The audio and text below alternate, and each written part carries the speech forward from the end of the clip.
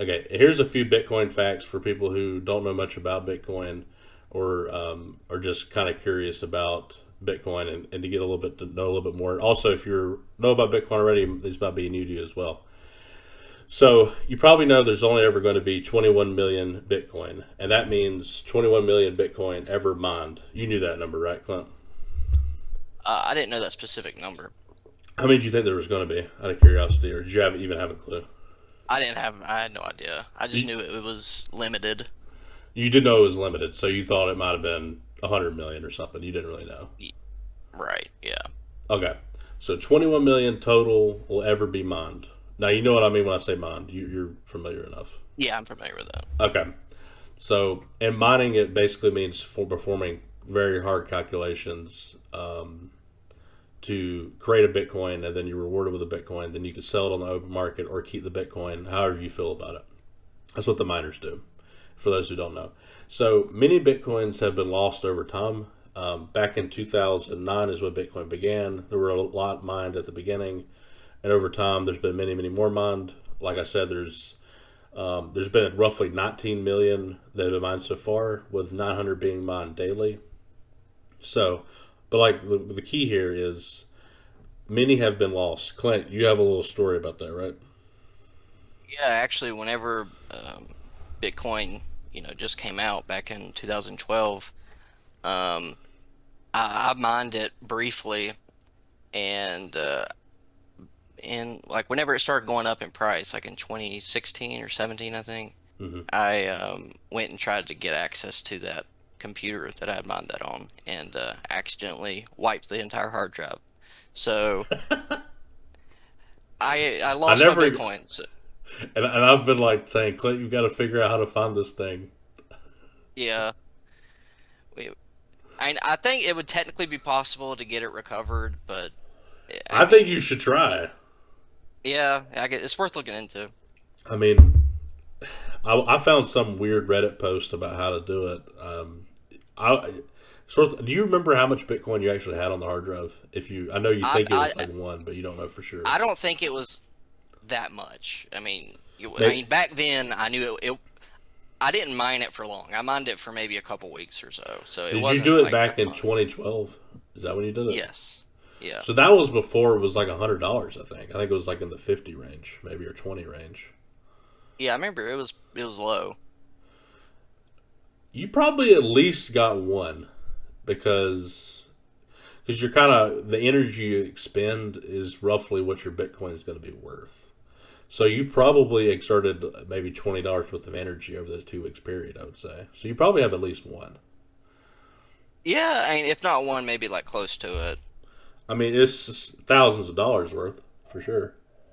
True, Yeah. but Well, anyways, so there's stories like that. So let's just say Clint theoretically mined one Bitcoin. That's lost forever. So technically, there's not going to be 21 million Bitcoin. There's going to be 21 million minus how much have been lost and minus forgotten and so on and so forth. And people who, yeah, like, so there's not technically 21 million on the open market. There's been research and rough estimates are that there'll only ever be 14 million. Now there's some dispute about that. Some people say 15 million, some people say 16, but I'm just gonna go with 14 because the folks that I read, they kind of came up with that number. That's what they estimate, and that sounds about right. Because there's I've heard there's stories of people of like apparently the creator of Bitcoin mined a million Bitcoin at the beginning just to get it started, and that wallet address has been locked away and never touched or anything. So the idea is that million Bitcoin will never be used. So there's at least a million Bitcoin right out of the gate that's not in use.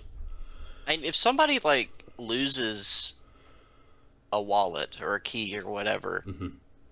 it so is that Bitcoin permanently inaccessible? Correct. Okay. So it works like a physical object essentially. So if you like your Bitcoin that you had on your hard drive, if you lost the key, you wiped your hard drive, you did something that destroyed. If you had it on a cold wallet, like you had on your hard drive, if you destroy that hard drive, it's destroyed. So it is very physical too, in a way. Right. So Yeah, I mean it's going forever. There's no way to. So like that's what I'm saying. Because of pricing and understanding pricing, the supply is very important. Especially when we're talking about if the dream of Bitcoin to replace everything and becomes the true economic value, essentially, it's if that actually happens, supply is very, very important. Does that make sense? Yes. Because if there's 14 million of it or 21 million of it, that's a 50% decrease in price. You know what I'm saying? 'Cause there's 50% more Bitcoin if there was 21 million compared to 14 million. Right. So supply is very important. But there's 19 million that have been mined so far, with 900 being mined daily, roughly, or it might be exactly. It's something around 900. Every 4 years, the number of bitcoins mined daily halves. So by 2024, 2020 was the last halving, and typically each time it halves, there's a big run up in Bitcoin prices. We've seen this. Well, yeah, every time it's actually happened. 2012, that's when it freaked out. Remember 2013, the year after everybody was talking about it, it hit $100. Do you remember that? Yeah, yeah. That was when I first heard about it, and I was like, "Oh, this is really cool. What the hell is this?" And I didn't know how to buy it, and I just said, "Screw it." I didn't really know what to do. 2016, it happened. Remember? Then it went way up Yep. to 17 grand in 2017. I saw it. I was like, I thought about buying it 8,000, but I was like, "Oh, I missed the boat. Blah blah blah blah. I'm not gonna fuck with it." 2020, it happens. 2021, we saw the huge run up. It hit $70,000. It hit $1 trillion. Now it's around 47,000. It's going back down, but it always goes back down too. So the next halving is 2024. And at that point, there will only be 450 bitcoins will be mined each day. I didn't write that quite right, but every day going forward, it'll only be 450 at that point. So that causes so the inflation rate right now is 900 a day, right? In 2024, it goes down to 450 a day. It halves. So that in and of itself will cause upward momentum to the price because there's less Bitcoin being made to be sold. Does that make sense?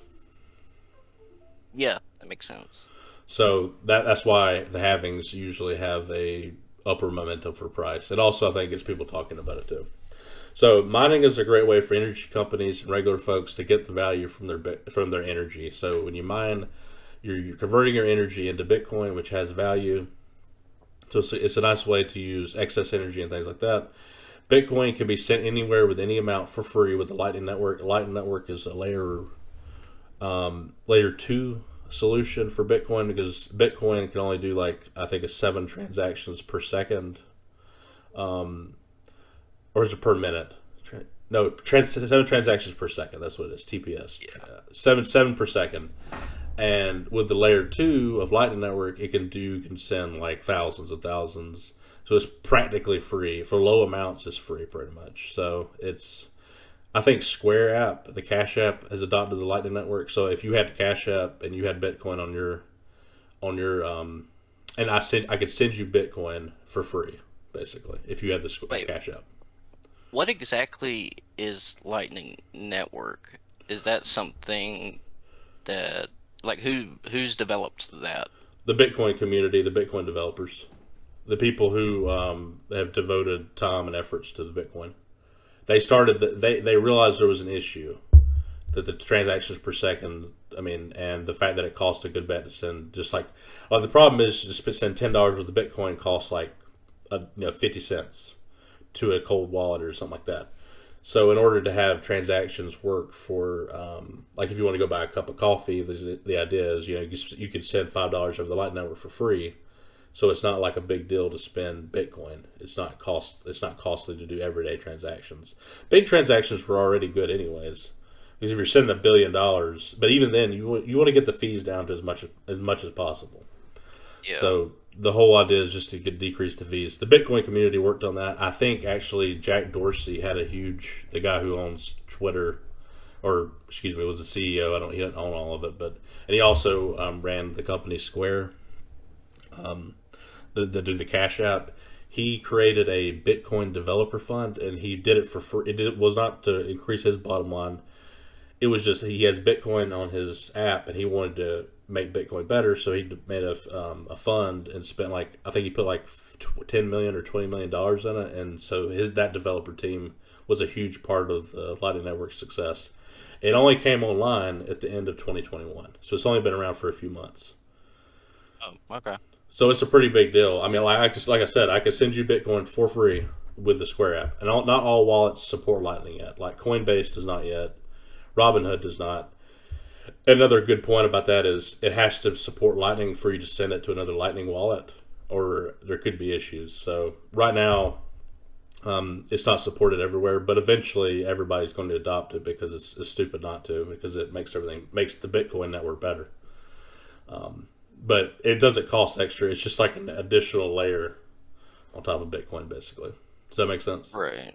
So it's like It's called a layer is 2 solution. okay, and so this is a layer that only the wallets interact with. Right. Yeah. So Okay. if you're buying Coinbase or Robinhood stuff, it's got nothing to do with it really. This has got to do with you transferring money, or excuse me, Bitcoin into other wallets. Like if I transfer some to you or transfer to a cold wallet, it affects that fee.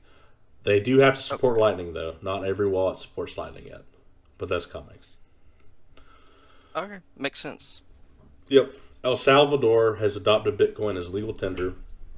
You can pay for goods and services there. Totally, it's not tax. It's not a taxable event. So if you're in El Salvador, buy a cup of coffee with Bitcoin. It's not a taxable event. They're not treating Bitcoin how the U.S. and other countries are treating it, as like stocks essentially, which is basically how the U.S. treats it.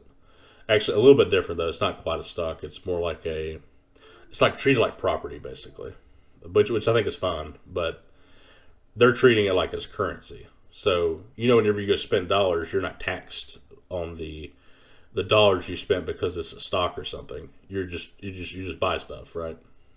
Right. So it doesn't mean there's not sales tax. I don't mean that. Like there could be like a little bit of Bitcoin sales tax, and El Salvador is also buying Bitcoin. It's basically like working as a reserve asset for a reserve currency for their system. Does that make sense? Okay. So they're buying Bitcoin. I think they have like, I can't remember the exact numbers, but like I'm gonna say around 30 or 40 billion, tens of billions of dollars worth of Bitcoin they've purchased, and it's sort of working like how gold used to work as the gold standard. Does that make sense? Yeah, that makes sense. The dollars are being pegged to the Bitcoin right now, and you can use, like if you live in El Salvador, you want to send the government Bitcoin, you could, and it wouldn't be taxed as property. It would just be like considered currency. Right. So it's not. So they're making it more friendly, essentially. Texas and other U.S. states are considering adoption. I think it's Arizona, but Texas is considering allowing you to pay for taxes in Texas with Bitcoin with the same kind of idea. So they wouldn't charge you income tax on the Bitcoin, or I don't think they have income tax already, but they're considering taking it as legal tender, which I think is a pretty big deal. Bitcoin is arguably the most secure payment network with thousands of nodes mining and protecting the network.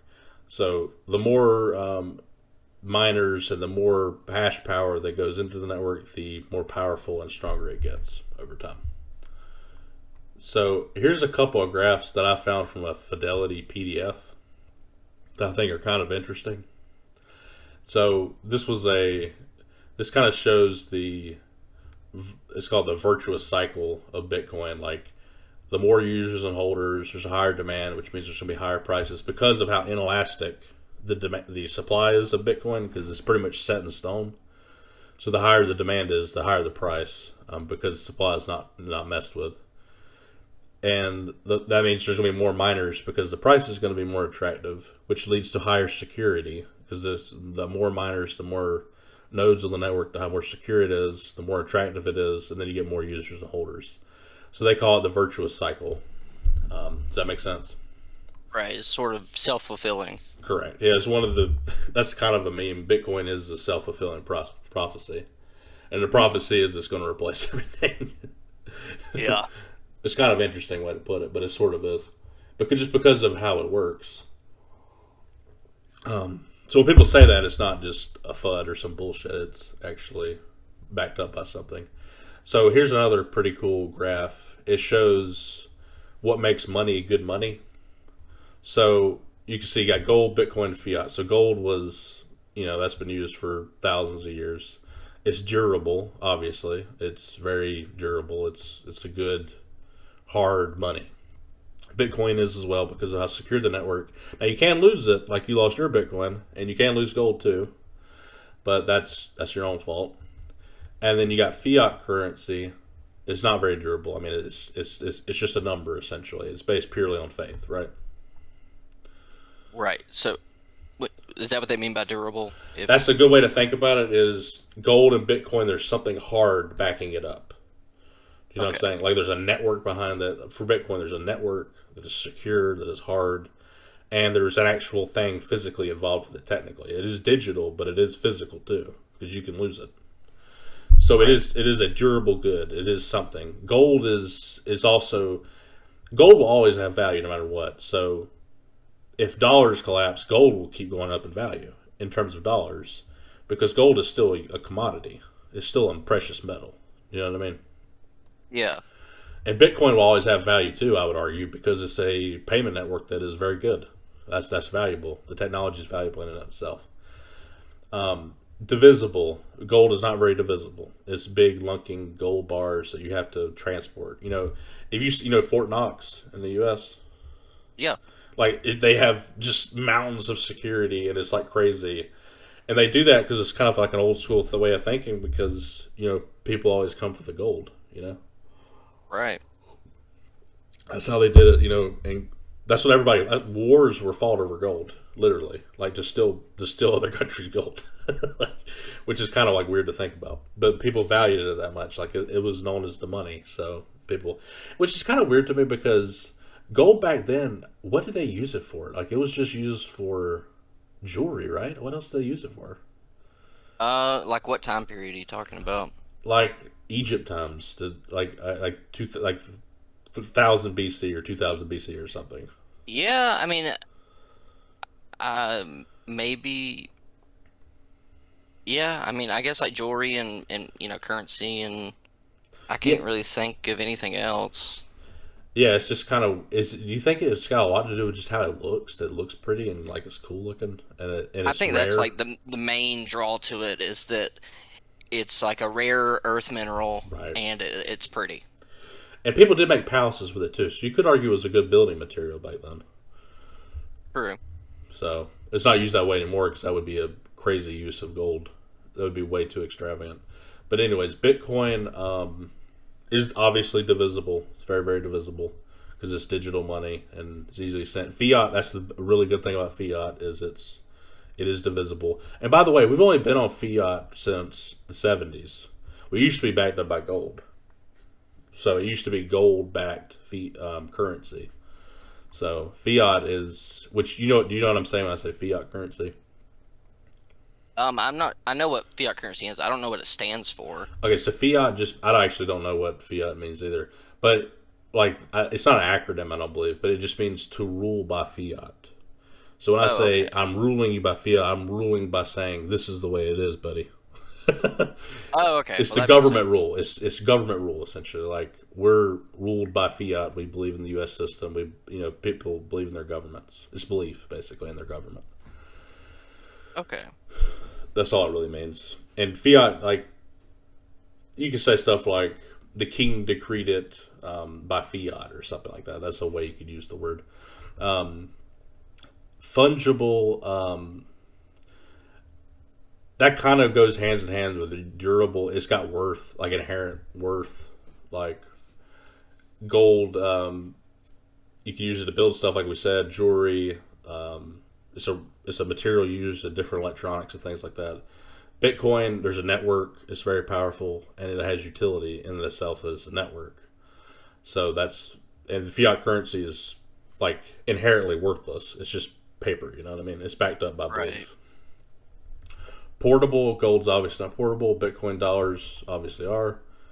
Verifiable, gold is not verifiable. Cash is not verifiable because you can send cash to anyone. Paper money. You can give paper money and totally subvert the system. And What do gold they is mean? the same way. What do you mean by verifiable for like gold? Can you verify all the transactions? I can hand you. Okay, I've got an ounce of gold in my house. I can hand you an ounce of gold and not tell anybody. It's not verifiable at all. okay, I see what you mean. Bitcoin is it's a public ledger. I can go look at every single transaction that's ever happened since the beginning of Bitcoin. Right, yeah, that makes sense. But I don't necessarily know the wallets. The wallets are private. But if you find out who the wallet owns to who, you can. It's very. You could trace a lot of things. That's another thing that people say is that if you're a criminal, you would never want to use Bitcoin. That's ignorant So because it's a public ledger. with like Bitcoin, if I let's say I bought something or whatever, Hmm. does it have my name in there, or does it No, have like my wallet ID? I'm guessing, or wallet something ID. like that. Wallet ID. And So so people would have to know whose wallet that is, right? right, but famous people, like I saw an interview with Mark Cuban. His wallet ID got doxxed. That's what they're going to call it in the future. I think my wallet ID got doxxed. They're going to know everything I did. I see. And I could see in the future, we could talk about it a little bit more, but in the future, if the government finds out, I mean, excuse me, if Bitcoin does replace the standard, becomes the standard, I think wallet IDs will be like a necessary form of identification that the government will want. Oh Does that make yeah, sense? absolutely. Yeah.